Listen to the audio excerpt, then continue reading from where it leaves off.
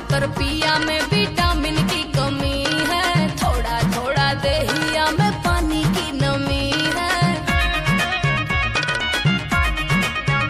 हाँ, तू पर पातर पिया में विटामिन की कमी है, थोड़ा थोड़ा देहिया में पानी की नमी है। मिलो न हमरा से भूल जाओगी, कभी प्यार से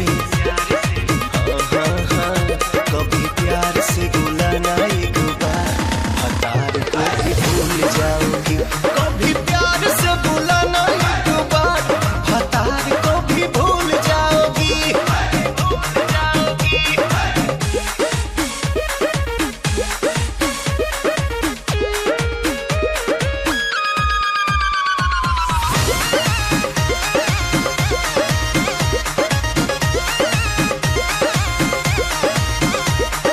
बोले खाली बात बड़ी बोल, आ हमको मिला रे बकलोल।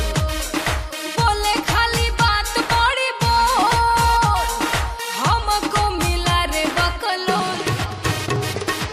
झूठों में बलमुआ पे मरती है, जिंदगी में ऐसे नहीं करती है।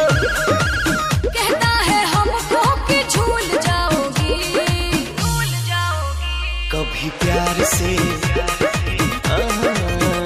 कभी प्यार से बुलाना एक बार, हतार को भी भूल जाओगी। कभी प्यार से बुलाना एक बार, हतार को भी भूल जाओगी। हतार को भी भूल जाओगी।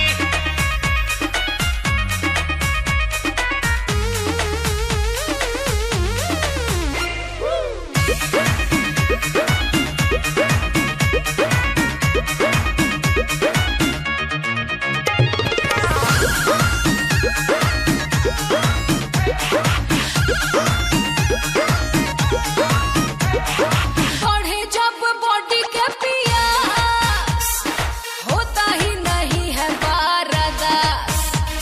अब बढ़े जब बॉडी के पियास, होता ही नहीं है बारदास। नहीं अकनो सौ उतारूं क्या, आज मैं जवानी तेरा तारूं क्या। रह बेटे साथ में तो खुल जाओगी, खुल जाओगी। कभी प्यार से